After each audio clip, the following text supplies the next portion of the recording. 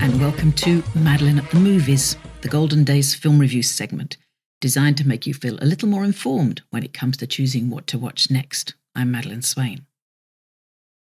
I'm not here to judge, but it's hard not to notice the prevalence of older female actors in Hollywood that have had some, if not a lot, of cosmetic surgery.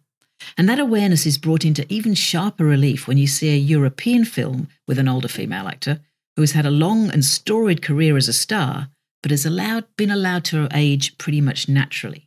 And that's the case with Calle Málaga, a new film co-written by Mariam Touzani and Nabil Aouche and directed by Touzani, probably best known to date for the excellent Blue Caftan from 2022. Calle Málaga stars the venerable Carmen Mora, one-time muse of Pedro Almodovar and a wonderful Spanish star with 6 decades worth of movies under her belt. When she shot this film, she was 79. She's 80 now. And she looks it, in that her face has the normal wrinkles of a woman her age and her hair is grey and white. But she's not just the protagonist of this beautiful and sensitive film. She's also given agency and the opportunity to play a fully fledged character with a whole range of characteristics and nuances, including sexuality. Calle Málaga works on many levels. The basic plot revolves around Maria, an elderly widow who lives in Tangier. Credits at the beginning of the film explains that Tangier has quite a significant Spanish diaspora and why that is. And consider yourself educated if you didn't know that already. I didn't. The film's narrative thrust is triggered by the arrival of Maria's daughter, Marta, played by Clara Munoz from Spain. Now, Maria is delighted to see Clara, who clearly doesn't visit that often, but her joy soon evaporates when she realises exactly why Clara has visited. Touzani's film then explores a very real and always disturbing problem: the financial abuse of elders who may be dependent on the next generation to take care of them, or at the very least, not rip them off. You may find the early part of this film so unjust that it's actually hard to watch, but bear with it. Not only is Maria not a sad old woman helpless in the face of younger antagonists, but Touzani has even better adventures in store for her protagonist.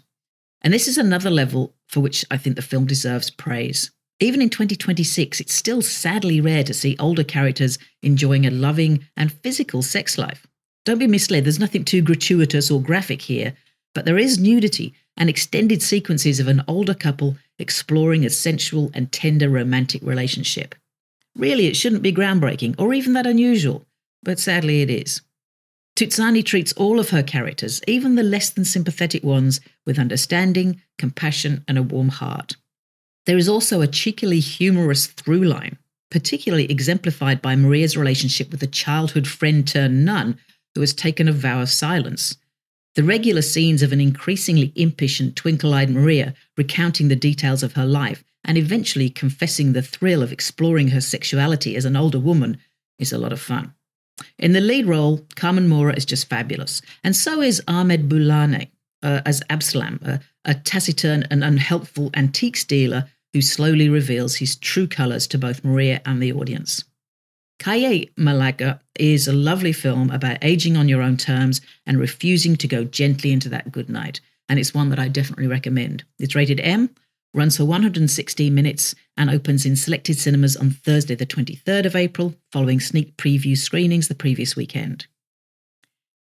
Now, Les Miserables must be one of the most appropriately titled novels of all time, even if Schoenberg and Kretzmer came up with some pretty stirring songs for the musical version.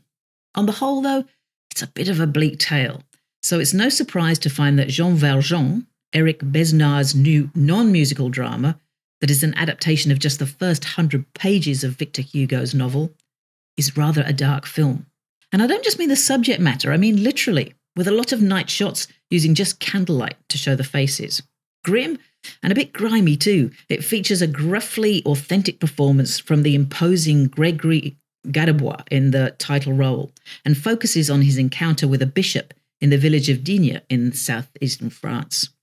Referred to as Monseigneur and played by Bernard Campin, this is no ordinary bishop. Despite his rank, he lives in very humble circumstances with his gentle sister, Baptistine, played by Isabelle Carré, and a distrustful servant, Magloire, played by Alexandra Lamy. Valjean is recently out of prison after 19 years of hard labour and almost irrevocably brutalised by his experience. Every door in the village is closed to him, but Monseigneur gives him a place to stay.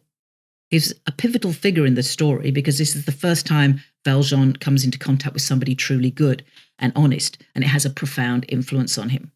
For lovers of great French literature, it's certainly a worthy dive into an important section of one of the best of French novels, but just don't expect any rousing musical anthems. Jean Valjean is rated M, runs for 99 minutes, and opens in selected cinemas on Thursday the 23rd of April. And that's all from me for this time. Madeleine at the Movies was produced and edited by Blair Purvis. Stay safe and well, and thanks for listening.